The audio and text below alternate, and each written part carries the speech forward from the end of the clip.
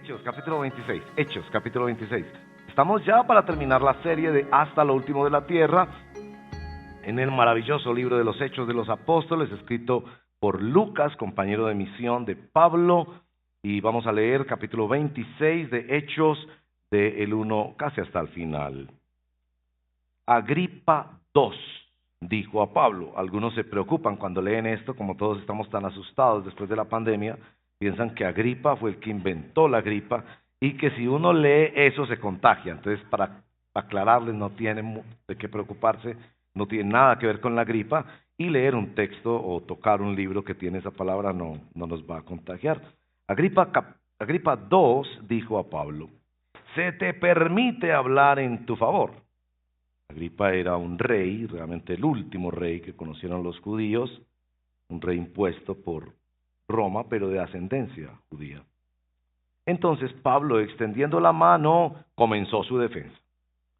Con respecto a todo aquello que los judíos me acusan, me considero afortunado, rey Agripa, de poder presentar hoy mi defensa delante de usted.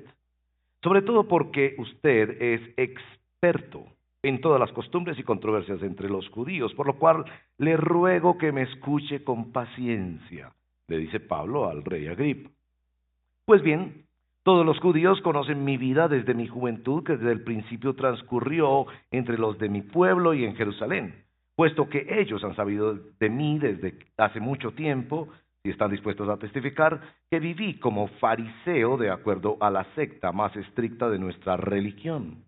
Y ahora soy sometido a juicio por la esperanza de la promesa, hecha por Dios a nuestros padres, que nuestras 12 tribus esperan alcanzar al servir fielmente a Dios noche y día. Y por esta esperanza, oh rey, soy acusado por los judíos. ¿Por qué se considera increíble entre ustedes que Dios resucite a los muertos? Yo ciertamente había creído que debía hacer muchos males en contra del nombre de Jesús de Nazaret. Esto es precisamente lo que hice en Jerusalén. No solo encerré en cárceles a muchos de los santos con la autoridad recibida de los principales sacerdotes, sino que también cuando eran condenados a muerte, yo añadía mi voto. Castigándolos con frecuencia en todas las sinagogas, procuraba obligarlos a blasfemar, y enfurecido contra ellos, seguía persiguiéndolos aún hasta en las ciudades extranjeras. Ocupado en esto, le dice Pablo al rey Agripa, cuando iba para Damasco con autoridad y comisión de los principales sacerdotes, al mediodía, oh rey, yendo de camino, vi una luz procedente del cielo, más brillante que el sol, que resplandecía alrededor mío y de los que viajaban conmigo. Después de que todos caímos al suelo, oí una voz que me decía en el idioma hebreo: Saulo, Saulo, ¿por qué me persigues? Dura cosa te es dar coces contra el aguijón. Yo entonces dije: ¿quién eres, Señor?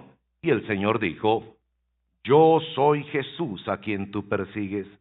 Pero levántate y ponte en pie, porque te he aparecido con el fin de designarte como ministro y testigo, no solo de las cosas que has visto, sino también de aquellas en que me apareceré a ti.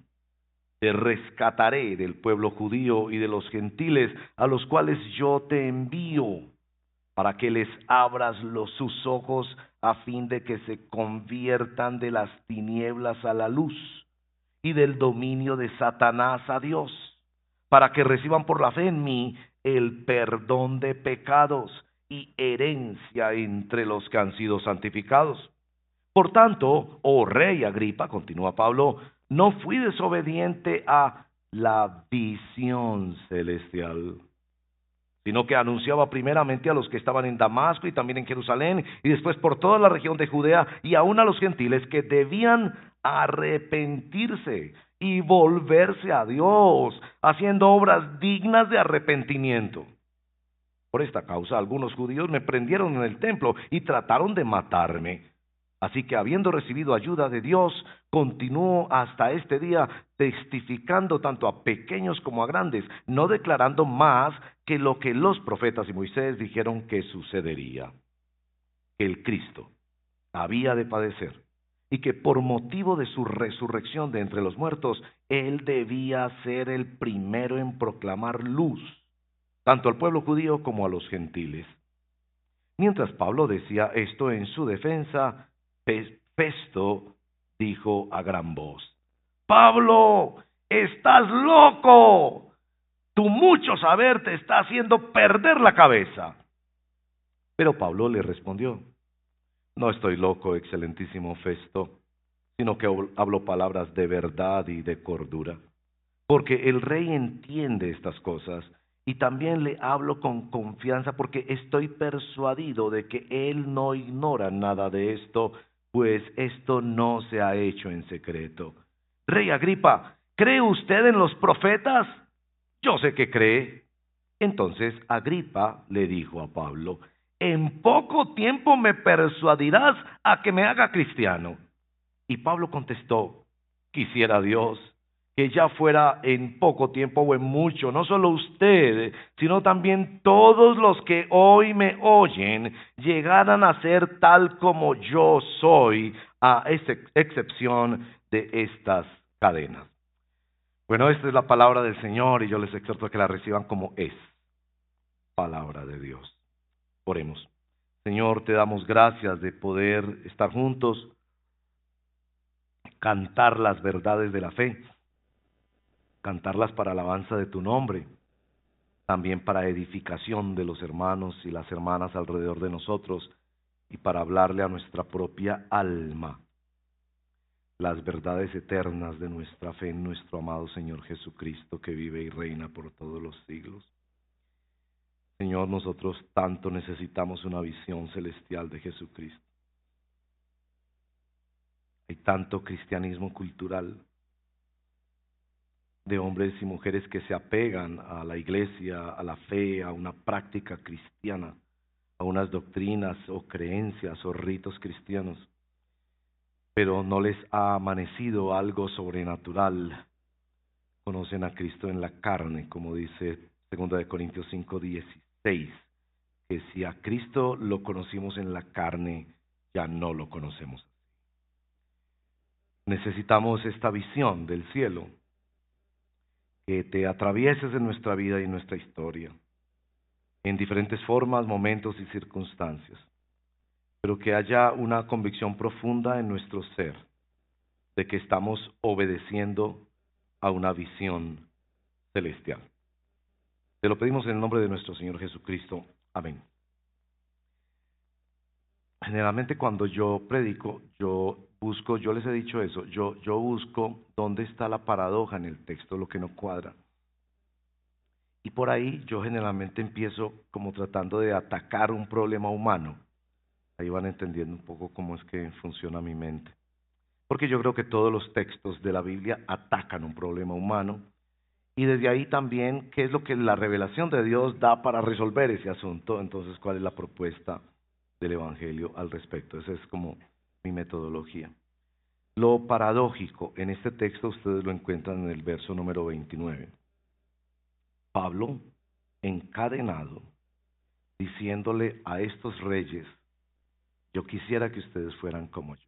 Ahora van a entender eso mucho mejor si ustedes van al capítulo 25, en el verso 23, donde se describe la escena, y seguramente Lucas, que es quien está escribiendo para su amigo Teófilo, encuentra que esta narración, esto que ocurrió y que él está contando, tiene tremenda importancia para Teófilo y para todos los teófilos de la historia que hemos de leer este texto. En el 25-23 dice que así que al día siguiente, cuando Agripa II y Berenice entraron al auditorio en medio de gran pompa, usted se lo puede imaginar, acompañados por los comandantes y los hombres importantes de la ciudad, por orden de Festo, fue traído Pablo. Hay pinturas en la historia de la pintura sobre este momento que describen lo impresionante de estas circunstancias. Ahí estaban en dos tronos, Agripa y Berenice sentados, seguramente con unos esclavos que quisiéramos tener, bueno, esclavos, pero sí quisiéramos tenerlos en medio del calor del Mediterráneo, soplándole a los reyes así, y con las uvas que a su disposición ellos podían comer con otras frutas. Bueno, comandantes militares llenaban el lugar y la gente más importante de la ciudad. Y aquí está Pablo, encadenado, maltratado injustamente, seguramente con hambre, con dificultad, cansado, traído sin ningún anuncio, diciéndole mientras levanta sus manos con cadenas, quisiera Dios que todos ustedes fueran como yo. ¿Ven lo extraño de eso? Lo extraño de eso. Y lo paradójico que nos lleva a entender nuestro problema. ¿Es así nuestro testimonio al mundo? ¿No parece exactamente lo contrario? Que usted y yo, cuando vemos las celebridades del mundo, las celebridades de la farándula, de la tecnología, de la academia, del deporte, nos morimos de la envidia por ponernos el reloj que ellos tienen, por tener el celular que ellos tienen, por tener la figura que ellos tienen, por tener la ropa que ellos tienen, por tener los yates, casas y lujosas mansiones que ellos tienen, por tener las mujeres. Más bien, es que si se revisan nuestras redes sociales, la cosa es más al revés. Como que somos nosotros que levantamos nuestras manitos con nuestros celulares y decimos, ya quisiera yo tener esa casa, ya quisiera yo tener ese cuerpo, ya quisiera yo tener esa ropa. ¿Se dan cuenta? Eso es casi el clímax de lo que Lucas quiere decirle a su amigo Teófilo. ¿De dónde saca un hombre maltratado, encarcelado injustamente la fuerza para decirle a reyes en su indulgencia, en su riqueza, en su poder? ¿Saben qué? Yo quisiera que ustedes fueran como yo. Y claro, uno no puede más que leer estos textos y arrepentirse porque nosotros admiramos, codiciamos, envidiamos la vida de gente pagana, lejos de Dios. Y hasta peleamos con Dios por eso. Hasta peleamos con Dios por eso. Ahora, ¿qué es lo que este texto propone? Lo que este texto bíblico propone es lo que Pablo le propone a Agripa. Y creo que podemos captarlo en el verso 19. Agripa, como otros reyes que postergaron su decisión, como Félix, por ejemplo, que en el capítulo 26 pasa 2 años escuchando a Pablo y todavía lo único que lo hace seguir en contacto con Pablo es esperando que Pablo le dé plata. Agripa aquí dice, por poco, en poco tiempo, la Reina Valera dice, casi me persuades. Pero la propuesta de Pablo es que es posible. Él desea que todos vivan, como dice el verso 19, obedeciendo a la visión celestial. Entonces yo quiero hablarles de esa visión celestial. Una visión que va por encima de circunstancias, de dolores, de pruebas, y que creo que es la idea central de este capítulo, que un hombre como Pablo tiene una visión celestial de Jesús de Nazaret, que le hace vivir 3 dimensiones que quiero invitarlos a pensar y a considerar para su vida. Lo primero es que esa visión celestial es una revelación. Es una revelación. Y en segundo lugar, que es una revelación que lo lleva a rendición, a rendirse. Pablo cambia totalmente su vida, eso es lo que está contando ahí. Es una visión revelada de Dios que le cambia el camino de su vida. Y es una rendición que lo lleva a Pablo a hacer la resolución de vivir bajo la esperanza, que es la gran defensa en su predicación, la esperanza cristiana de la resurrección de los muertos, basada en la resurrección de nuestro Señor Jesucristo. Entonces, primero, quiero hablarles de una revelación. Algunas personas no se relacionan con Dios a partir de una revelación. En la oración les decía, pues que en 2 Corintios 5:16, Pablo dice que si aún a Cristo lo conocimos en la carne, ya no lo conocemos. Y para preocuparlos, yo quiero decir que muchas personas tienen un cristianismo carnal. No carnal en el sentido de pecado, sino carnal en que ellos piensan que su llegada al Evangelio ha sido un asunto de su análisis personal. Usted lo analizó adecuadamente y usted llegó a la conclusión. O analizó su vida y los milagros y favores que Dios le ha hecho y usted llegó a esa conclusión. Para Pablo no era así. Y no solo para Pablo, para todos los apóstoles. ¿Recuerdan a Pedro? Cuando Pedro hace la confesión de fe, tú eres el Cristo, el Hijo del Dios viviente, Jesús lo para en seco y le dice, eso no te lo reveló carne ni sangre. No me venga a decir que usted es cristiano y está confesando a Cristo porque usted hizo un análisis juicioso de las evidencias.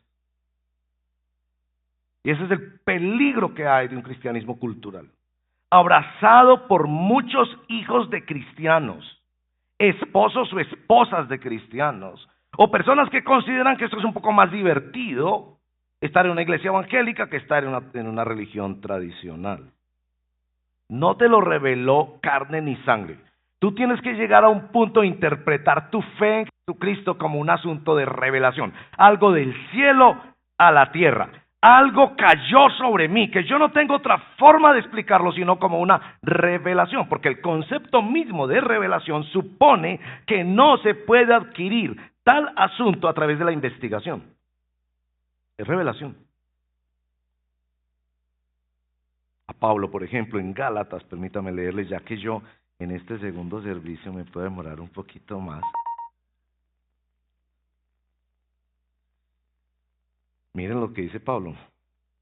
Pero quiero que sepan, hermanos, que el evangelio que fue anunciado por mí no es según hombre, pues ni lo recibí de hombre, ni me fue enseñado, sino que lo recibí por medio de una revelación de Jesucristo. Porque ustedes han oído acerca de mi antigua manera de vivir en el judaísmo, del cual desmedidamente perseguía yo a la iglesia de Dios y trataba de destruirla. Yo aventajaba en el judaísmo a muchos de mis compatriotas contemporáneos, demostrando mucho celo por las tradiciones de mis antepasados. Pero cuando Dios, que me apartó desde el vientre de mi madre, me llamó por su gracia, tuvo a bien revelar a su Hijo en mí, para que yo lo anunciara entre los gentiles. No consulté enseguida con carne y sangre, ni subí a Jerusalén a los que eran apóstoles antes que yo, sino que fui a Arabia y regresé otra vez a Damasco. Revelación de Dios. Ahora, ¿qué características tiene esta revelación? Lo primero es que es una revelación del cielo. Del cielo. Y bueno, en la revelación dice Pablo ahí que la luz venida del cielo, verso 13, y que esta es una visión celestial, verso 19. Esto tiene el lenguaje de una revelación. Primero, luz. La luz como un fenómeno irrepetible. Pablo no hizo peregrinaciones al camino de Damasco, pide la luz, recibe la luz, ese tipo de cosas, o cobre un poquito para que venga al lugar de la luz, toque la luz. Él no hizo superstición con este asunto. Pero sin duda el efecto de esa luz fue que lo derrotó. De hecho, lo encegueció. El otro elemento de revelación aquí es la voz. Es voz audible de Jesús. Ahora, en la vida cristiana, pensaría que muchos cristianos hemos tenido algunos momentos en la vida donde o escuchamos la voz audible del Señor. Esto se apoya en Romanos 8, que todos los hijos de Dios son guiados por el Espíritu Santo. O había una profunda convicción sobre asuntos temporales. No compres esa casa, no te metas con esa persona, no salgas todavía, espera. Y después nos dimos cuenta, wow, era Dios diciéndome exactamente qué hacer. Si hubiera hecho lo contrario, lo que tenía planeado. Y creo que eso hace parte de la dirección de Dios. Pero aquí tenemos voz audible. Ahora, a ustedes que les gusta estudiar todo esto, se van a dar cuenta de que hay mucho más de lo que hay en los otros relatos. Por ejemplo, en el capítulo 22, cuando Pablo relata también su conversión en otro contexto ante judíos, que también lo están acusando, solo dice que Jesús le dijo: Saulo, Saulo, ¿por qué me persigues? Yo soy Jesús el Nazareno, a quien tú persigues. Levántate y entra a Damasco, y allí se te dirá todo lo que se te ha ordenado que hagas. En el capítulo 9, Lucas relata el testimonio de Pablo, y otra vez hay menos contenido. Saulo, Saulo, ¿por qué me persigues? Yo soy Jesús a quien tú persigues. Levántate, entra en la ciudad y se te dirá lo que debes hacer. Pero aquí hay mucho más contenido. Miren que está todo eso desde el verso 15 hasta el verso 18. Entonces, pregunta. ¿Todo eso se lo dijo Jesús de voz audible? Ahora, cuando usted lee el capítulo 9 y el capítulo 22, va a escribir una cosa extraordinaria sobre la revelación de Dios. Pablo considera que todo eso se lo dijo Jesús. Él está contando eso al rey Agripa. Pero realmente no se lo dijo Jesús en voz audible. Lo que usted va a ver, comparando el relato capítulo 22 y capítulo 9, es que esas palabras se las dijo Ananías. Ananías recibió esa palabra profética de Dios: vaya, dígale a Pablo esto, pero realmente la voz que él escuchó fue la de Ananías. Y aquí Pablo está considerando que eso es la voz de Jesús, tan autoritaria para su vida como la voz audible que él escuchó cuando en medio del fogonazo de aquella luz celestial vino: Saulo, Saulo, ¿por qué me persigues? Tiene el mismo poder y autoridad de la palabra que vino a través de Ananías. Y esto es muy importante para entender la revelación de Dios. Porque de pronto tú dices: ¿y por qué no has obedecido en esto? ¿Por qué no has hecho esto, lo otro? Yo voy a esperar a ver qué me dice el Señor. Lindo, ¿cierto? Yo voy a esperar a ver qué me dice el Señor. Pero ¿qué tal si Dios usa la iglesia? ¿Qué tal si Dios usa a los pastores, a los hermanos en Cristo, para decirte lo que debes hacer? Es claro que este contenido fue parte de la enseñanza en ese retiro espiritual de ceguera de Pablo durante 3 días, donde los hermanos lo recibieron. Seguramente él tenía muchas preguntas y se le da la esencia misma del Evangelio. Entonces es revelación del cielo y voz de Dios, pero que también viene acompañado de la voz de la iglesia. Esto también es una revelación que es suficiente. Pablo no esperaba más información fuera de las Sagradas Escrituras que ya tenía. Pablo entendió que esa revelación de Jesucristo era suficiente. Y saben que esto es muy importante en estos tiempos, dicen este siglo de la religión, para dialogar con las personas que siguen sectas falsas, tanto de origen cristiano como postcristiano. Por ejemplo, esta gente de Creciendo en Gracia suponen que este líder, que no iba a morir pero se murió de todas formas, era el que interpretaba las escrituras para ellos, y a veces inclusive lo tratan como si él fuera una encarnación de Jesús. Los mormones, por ejemplo, tienen a sus profetas actuales y tienen el libro del Mormón, como que había que esperar otro profeta, y hay que mantenerse dentro de esa organización porque ahí está el profeta verdadero. Los testigos de Jehová afirman que solo los que están con ellos dentro de su iglesia son. Es decir, lo que están diciendo en todo esto es: Jesús no es suficiente. Todavía se necesita un profeta, una transnacional de la fe, una gran organización, pero es que eso no solo ocurre en las sectas falsas, ocurre también en medio de nosotros. Que si tienes que declararlo de esta manera, que si tienes que ir donde tal pastor, que si tienes que hacer tal cosa, que si tienes que hacer tal posición, que si tienes que sembrar, diezmar, pastar, toda esa cantidad de cosas, están diciendo que Jesús no es suficiente. Y para Pablo esta revelación fue suficiente y definitiva en su vida. El cielo bajó a la tierra en la persona de Jesús de Nazaret. Él tuvo su encuentro con Jesús de Nazaret, suficiente. Pero esta revelación no era solo sobre Jesús, sino también sobre el Evangelio de Jesús. Miren ese verso número 18. Qué resumen tan extraordinario del Evangelio. Uno a veces quiere encontrar en la Biblia, toda la Biblia es palabra de Dios, toda es útil, toda es inspirada, toda es el consejo de Dios, pero cuando uno encuentra unos versitos y dice: ay, esto me ayuda a poderle explicar a las personas. Y Pablo nos da aquí el resumen de lo que se le enseñó durante esos días en su conversión, y lo que él consideró voz autoritativa de Jesús por parte de la iglesia, y este es el contenido del Evangelio. Primero, es un cambio de realidad. El Evangelio es un cambio de realidad. Miren ahí. Para que les abra sus ojos a fin de que se conviertan de las tinieblas a la luz. Un cambio de realidad interna. Antes yo estaba en tinieblas, ahora estoy en luz. Y un cambio también de realidad externa. Antes yo estaba bajo el dominio, continúa el texto, el dominio de Satanás. Y ahora ha venido Cristo a mi vida, ahora estoy bajo el dominio de Dios. En estos días yo les he hablado sobre el asunto de cómo contamos nuestro testimonio de conversión. Y claro, yo hago hincapié en que hay testimonios de bondad de Dios. Y contemos todos los testimonios de la bondad de Dios. Yo estaba enfermo, el Señor me sanó, iba por la calle, venían los criminales, el Señor me protegió, mi niño estaba en necesidad, consejo. Está bien, contemos testimonios de bondad de Dios. Pero les he dicho, nosotros debemos contar nuestros testimonios de conversión.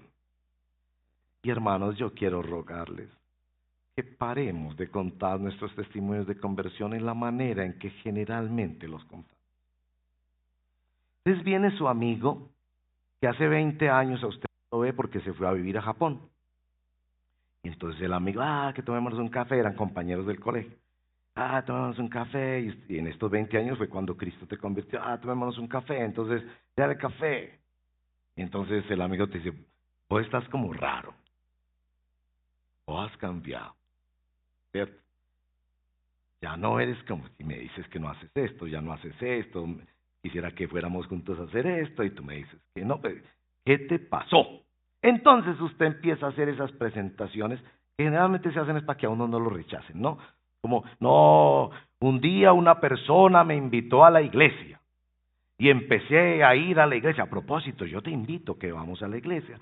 Y entonces ahí mi vida cambió. Oh no, mi matrimonio estaba muy mal. Y entonces conocimos una señora cristiana en la cuadra donde vivimos. Y esa señora empezó a compartirnos del Señor. Y nuestro matrimonio se salvó. Haga eso. Yo sé que es bueno que usted fue a una iglesia, que le enseñaron la Biblia y que su matrimonio cambió. Pero por favor, cuente su testimonio de conversión. Ahora, ¿por qué no contamos el testimonio de conversión como lo cuenta Pablo? Porque nos da miedo que nos rechacen. Pero mire cómo lo cuenta Pablo. Yo podía ser el mejor muchachito de la cuadra. Yo me sabía toda la Biblia, era un judío que conocía a Dios, creía en Dios. De hecho, lo que estaba haciendo era para servir a Dios. Pero realmente dentro de mí yo estaba en tinieblas. El bombillo no se había prendido, con Biblia en mano, con buen comportamiento, con religión, dentro del judaísmo, siguiendo a mis mayores, el foco estaba apagado, yo vivía en tinieblas por dentro. Y cuando encontré a Jesús vino la luz. Eso es un testimonio de conversión. Pero no solo interior, exterior.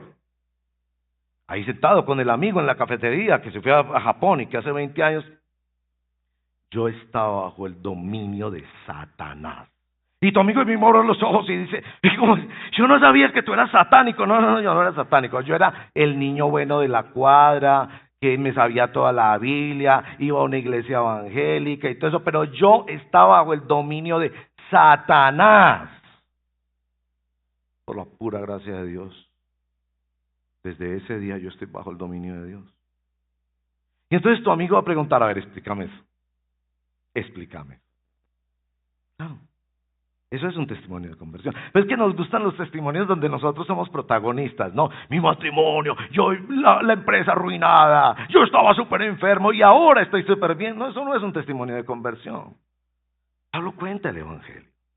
Y cuenta la realidad del cambio que hace el Evangelio y que solo lo puede hacer el Evangelio. Aunque como yo les expliqué en otra prédica, uno no lo vaya entendiendo sino a través de la misma vida cristiana, es que uno entiende lo que pasó. Y en la eternidad es donde vamos a entender realmente lo que pasó. Pero no se queda ahí, el Evangelio también aquí se presenta como un cambio de camino. Sigan en el verso 18. Para que reciban por la fe en mí el perdón de pecados y herencia entre los que han sido santificados. Entonces con el amigo este que vino de Japón, ¿se acuerdan que vino un amigo de Japón y que es que a mí Jesús me perdonó los pecados?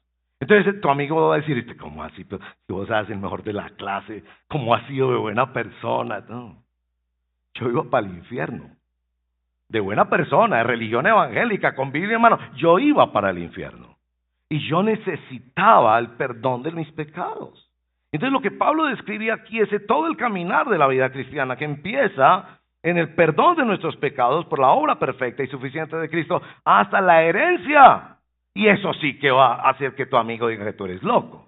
Mira, yo ahora vivo caminando como el peregrino, el progreso del peregrino, y yo voy camino a reclamar una herencia en el cielo. No me digas. Contame una de vaqueros, contame una como por ejemplo que en la iglesia uno pasa muy bueno, que le enseñan principios y valores para una vida mejor, que en la iglesia hay gente muy linda y que uno pasa muy bueno en la iglesia. Pero no me digas que vos te metiste en esa locura de decir que lo más importante para ti es caminar hacia el cielo. ¿A vos qué te pasó? Claro, por eso es que Festo después le dice a Pablo, estás loco. Por eso es que Festo le dice a Pablo, estás loco.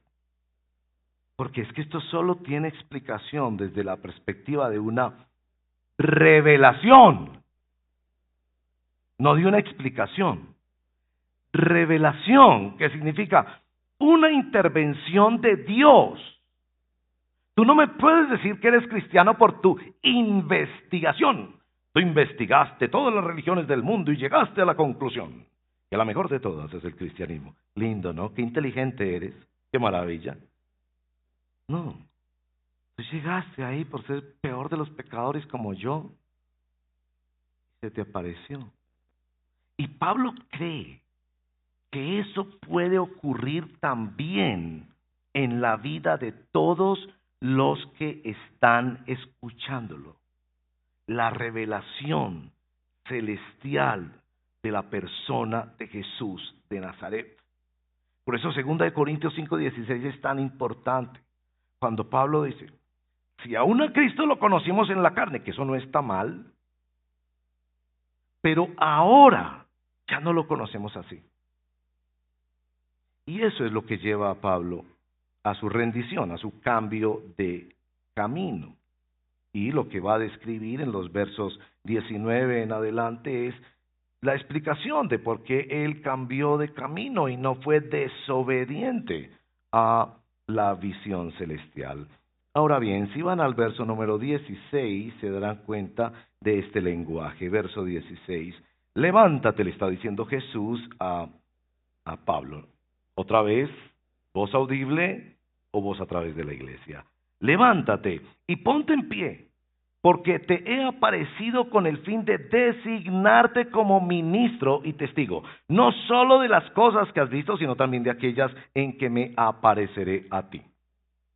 El lenguaje en este punto es un lenguaje de coronación, es un lenguaje imperial, que Agripa y todos aquellos cortesanos podían entender muy bien.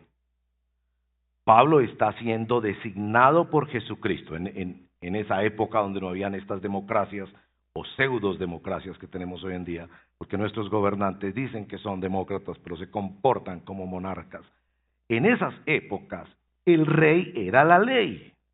No se necesitaban hojas de vida, trámites, requisitos, licitaciones, nada de eso. El rey estaba en su trono y se veía a alguno joven en la corte, lo llamaba al frente, le ponía su mano encima o sencillamente declaraba, desde hoy serás el rey de Palestina, Israel y todos sus dominios. Eso había pasado con Agripa. Ellos entienden bien eso. Pero, ¿qué clase de persona es la que está siendo aquí designada como ministro y testigo, representante del Rey Jesús? Pablo. Pero Pablo está ciego. Pablo no sabe hacia dónde va.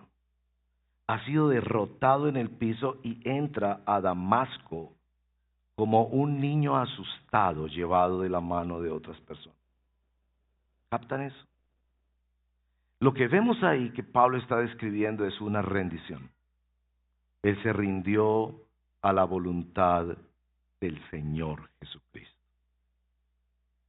Pablo no va a seguir con una idea de Dios que le sea ventajosa. ¿Han visto esos carros que tienen ese título, Dios es mi piloto? No, dice, Dios es mi copiloto. ¿Lo han visto? Dios, yo voy manejando el carro de mi vida, voy por mis sueños, voy por mis planes.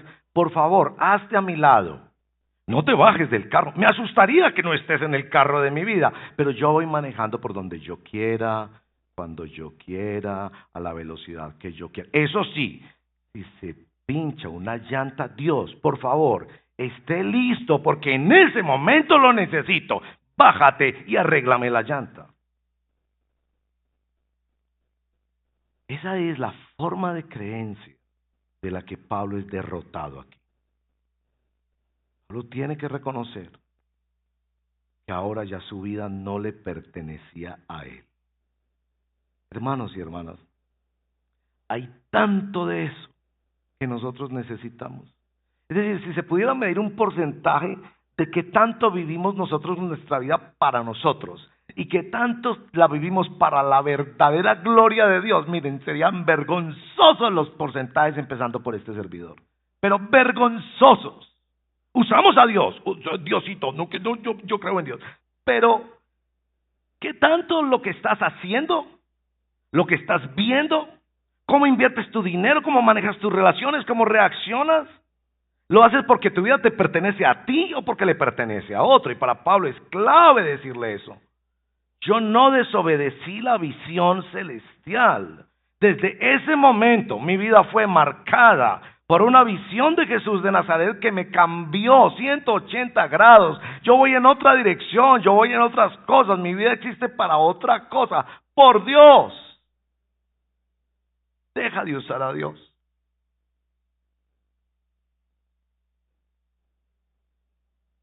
Rendición para Pablo significaba también un manejo extraño de su carácter. Él mismo se describe cómo persiguió con saña a los cristianos. Podemos imaginarnos un tipo aguerrido, violento, de temperamento fuerte, que quería acabar con toda esa plaga de los cristianos.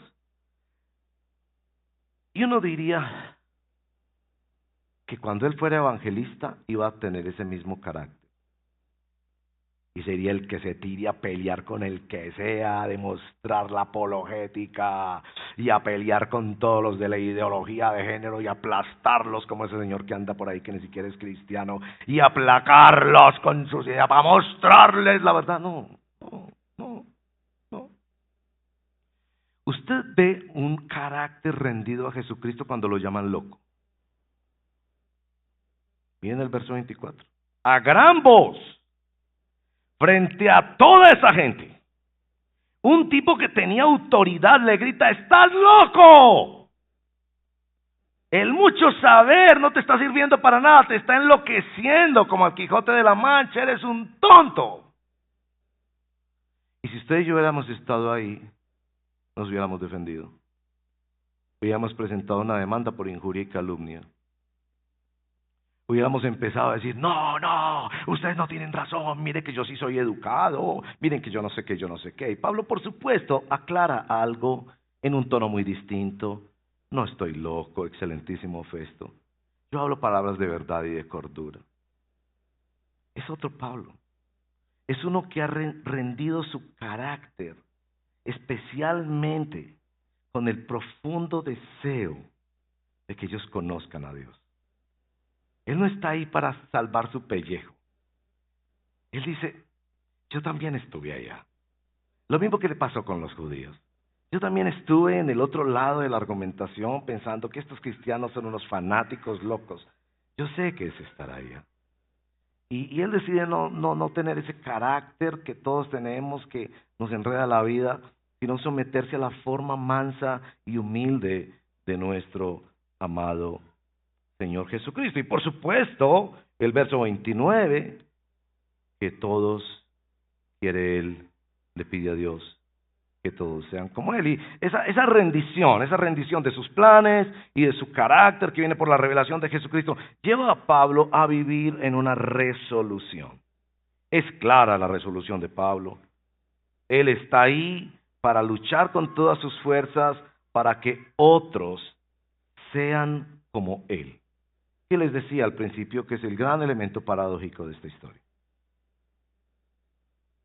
Qué enorme convicción hay en su corazón. Y la convicción de su corazón viene de lo que menciona en el verso 6, la esperanza de la promesa. Verso 7, la esperanza que Dios ha hecho desde el Antiguo Testamento. Verso 8, el poder de Dios para resucitar a los muertos. Viene esa resolución, se apoya en la esperanza. Sobre la esperanza. Yo creo que hacemos bien en decirle a Diego Torres que su canción, que es tan bella esa canción, debería cambiar la palabra esperanza. Pintarse la cara color de esperanza. Yo creo que hay una confusión en nuestra cultura entre la esperanza y el optimismo. El optimismo es bueno, créanme. Es decir, si usted va con su amigo a ver un partido de fútbol, del equipo pues que usted apoya, usted entra al estadio, pues, te espera que el compañero diga, vamos a ganar. ¿Cierto? Eso es optimismo, porque es que estar con personas pesimistas es muy duro. Imagínese usted va con su amigo del equipo, no, vamos a perder, nos van a golear, mejor dicho, ni entremos, porque es que no, qué pena cuando nos hagan 20 goles. No, o sea, el optimismo es bueno en la vida, ¿cierto? Ver posibilidades, desear lo mejor, todo eso. Pero es que optimismo no es esperanza, porque la esperanza no es un sentimiento. El optimismo sí. Hay personas que muy naturalmente son optimistas, ¿cierto? Aún ante las peores tragedias de la vida. Ah, no, pero es que siquiera por lo menos le quedaron los zapatos buenos en ese accidente. Uno dice, no, pues, ya demasiado optimismo.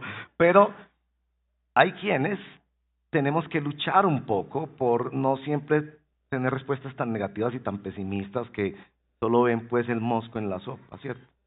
Pero es un sentimiento finalmente que uno va educando con el paso de la vida. La diferencia entre optimismo y esperanza es la promesa. Yo no puedo tener esperanza en que mi equipo va a ganar el torneo de fútbol, porque es que a mí nadie me ha prometido eso. Nadie. Y si alguien me lo promete, yo no lo voy a creer. La esperanza se apoya en promesas de Dios. Pablo lo dice en el verso 6. Soy sometido a juicio por la esperanza de la promesa. No es la esperanza, cristianos. No es que nosotros pues sí, Jesús va a venir, sí, Jesús va a venir, crucemos nuestros dedos porque no, 1000 veces no. No es un sentimiento, porque mis sentimientos suben y bajan como el loco del paseo. No. La razón de nuestra esperanza, porque Él prometió. En eso se basa nuestra esperanza. Y un día nuestros sentimientos pueden estar arriba, sí, lo creo, lo siento, ya viene. Y otro día, no lo creo, no lo siento. Pero la promesa está hecha. La promesa está firmada con sangre. Y quiero leerles este texto que a mí me ayuda tanto, este verso de la Biblia. Yo les comparto los versos que me ayudan de la Biblia. Yo necesito tanto la palabra de Dios todos los días, como un baño todos los días, porque si no me pierdo. Y yo menciono mucho a las parejas. Ayer tuve una boda y esta tarde tengo otra boda. Yo soy como que el pastor de las bodas. Y a las bodas, cuando están ahí, yo les digo, ¿cierto que ustedes están prometiendo cosas? Sí, que voy a querer a tu gato, que voy a hacer deporte contigo, que voy a adelgazar, que voy a querer a tu mamá. Y yo le digo, prométanse todo lo que quieran, es decir, prométanse, porque cuando uno ama, promete. Cuando uno ama, hace planes con el ser amado. Y está bien. Pero yo le digo, ustedes no están aquí por eso. Prométanse todo lo que ustedes no están aquí por eso. Ustedes están aquí no para hacer una promesa, sino un juramento. Y un juramento, a diferencia de la promesa, es una promesa que se hace frente a una autoridad, donde yo me arriesgo a pedir ser supervisado en el cumplimiento de esa promesa. Se llama un pacto. Y en Hebreos capítulo 6, versos 17 y 18, hay una promesa y un juramento de Dios, hermanos y hermanas, que hay que aprenderse esto de memoria. Para los tiempos altos y fáciles de nuestra vida, para no idolatrar las cosas que Dios nos da. Y para los tiempos bajos de nuestra vida, para aferrarnos y refugiarnos en la esperanza sellada con la sangre de Cristo. Miren este texto, Hebreos capítulo 6, versos 17 y 18. Por lo cual Dios, deseando mostrar más plenamente a los herederos de la promesa la inmutabilidad de su propósito, interpuso un juramento a fin de que por dos cosas, promesa, juramento, que son inmutables, en las cuales es imposible que Dios mienta, los que hemos buscado refugio, seamos grandemente animados para asirnos de la esperanza puesta delante de nosotros. Por eso es que tenemos una ancla del alma, una esperanza segura y firme. Pablo tomó la resolución de vivir para eso y por eso. Por eso en esa circunstancia él no estaba buscando salvar su pellejo, sino llevar más gente con él. Quisiera, dice, que ustedes sean como yo, dice. Qué cosa tan paradójica. Quisiera. Ahora, esa no es la única paradoja que hay en el texto, y con esto voy terminando. Hay una paradoja mayor acá, y que es la invitación que hace nuestro texto. Ustedes se dieron cuenta que en el verso 18 el Señor le dice a Pablo, para que les abra sus ojos a fin de que se conviertan de las tinieblas a la luz. ¿Vieron eso? Está poniendo toda la carga de responsabilidad en el evangelista. Está diciéndole, usted tiene que hacer todo lo que sea para que les abra los ojos y para que se conviertan. Y el evangelista, a su vez, le dice a sus evangelizados, entrégate a Cristo, conviértete, arrepiéntete, haz obras dignas de arrepentimiento, ven a Cristo, lee la Biblia, ora, búscalo, búscalo, búscalo. Pero en el verso 29, cuando Agripa le ha dicho, estoy a un pelito de que me hagas cristiano, yo a veces pienso como que Agripa quería un descuento. Eso es como cuando estoy a un pelito de comprarte el carro, uno que dice, si le bajo 100,000 pesos me lo compro. Y Pablo no hace ningún descuento, ni ninguna concesión. Hace una cosa totalmente distinta. Quisiera Dios. Quisiera Dios. Entonces en el verso 18 es, usted es el que debe convertirlos, usted es el que debe que se arrepientan. En el verso 29, quisiera Dios. Y este es el punto culminante de esta reflexión. La fe es simultáneamente una demanda de Dios y un don de Dios. Dios te ordena que creas. Dios te ordena que te conviertas. Dios te ordena que te arrepientas y vengas a Él. Que leas la Biblia. Si no escuchas a Cristo, tú vas a llegar a la condenación eterna y esas palabras van a ser el dolor más grande de toda la eternidad. Que se te dijo, ven a Cristo. Ven, ven, ven. ¿Qué te impide? Ven a Cristo. Entrégate, déjalo todo, ven a Él. Simultáneamente. Dios quisiera. Pablo está diciendo, no es algo que yo puedo hacer, ni es algo que ustedes pueden hacer. Es un don de Dios. Esta revelación me cayó a mí no porque yo supiera, quisiera o hiciera, ni porque fuera el peor, ni porque fuera el mejor. Me cayó la revelación de Dios. Y esa revelación me rindió, me derrotó, y esa revelación me llevó a vivir bajo la resolución de la esperanza cristiana de una manera determinada. Entonces, ¿por qué es así? Esa es como la pregunta que ronda en la mente del buscador. Yo creo que la fe es una demanda para que se pueda ver como un don. Entonces tú empiezas a orar y dices, pero es que yo no siento nada. Empiezas a cantar las canciones de la iglesia, pues que vea, yo veo a esa señora allá que sienten como un poco, güey, yo no siento eso. Y yo le he orado y he leído la Biblia y me aburro y me dormí en el segundo versículo que leí. La demanda te ayuda a ver que debes seguir obedeciendo a la orden de Dios, búscame y vivirás. Pero cuando te llegue, cuando te caiga, esto es un regalo del cielo. Yo no estoy aquí porque yo sea mejor, ni supe más, ni sea más pecador que todos los que conozco. La pura misericordia de Dios me abrió los ojos. Entonces, en un sentido es como, lucha por creer hasta que Dios te dé el don de creer. Ora hasta que ores. Adora hasta que adores. Busca a Cristo hasta que lo encuentres. Aunque lo que realmente está pasando es que es Él el que te está buscando. Él es el que está produciendo el querer y el hacer, como le decían a nuestros jóvenes el día de ayer. Que el Señor te dé la gracia para ver a Jesucristo con una visión celestial. Que el Señor te dé la gracia para evangelizar y compartir la fe con tus amigos con toda libertad, sabiendo que tú la compartes, pero hay algo que solo cae del cielo y Dios lo hace. Y Él lo quiere seguir haciendo. Él lo quiere seguir haciendo. Eso es claro por el testimonio de estas escrituras. El clamor de Pablo, yo quisiera que todos fueran como yo, excepto estas cadenas, es el clamor de Dios mismo, diciéndole a esas personas que algunos quizás lo rechazaron, no sabemos qué pasó con ellos después, pero es el clamor de un Dios que ama a la humanidad, que está llamándolo desesperadamente como el padre del hijo pródigo, y que nos está comisionando a nosotros a ser mensajeros de esa verdad.